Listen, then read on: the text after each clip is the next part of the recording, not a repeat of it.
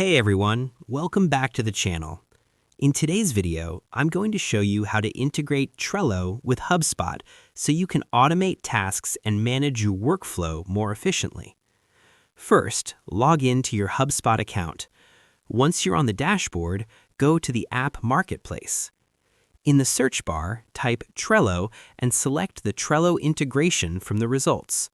Now, click on the Install button to begin the setup process. You'll be asked to log into your Trello account and allow the required permissions. Go ahead and approve access to complete the connection. Once the integration is set up, you can start automating your workflow. Go to the Workflows tool in HubSpot and create a new workflow. Choose the type you want, such as contact-based or deal-based. Next, add an action to create a Trello card. Then select your board, list, and customize the card details like title and description. After setting everything up, click Review and Publish to activate your workflow.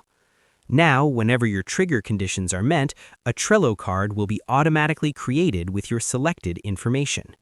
And that's it. You've successfully integrated Trello with HubSpot and automated your tasks. If you found this video helpful, don't forget to like, comment, and subscribe for more simple tutorials. Thanks for watching, and I'll see you in the next video.